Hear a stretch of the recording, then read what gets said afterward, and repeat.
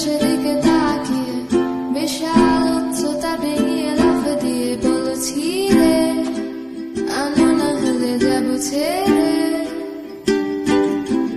কোন সাদা ছাড়া দরজার হাতল চেপে খট করে মুচড়ে দিয়ে আমাকে দেখে বলে যাবে নাকি নিয়ে যাবো তাকে সাথে।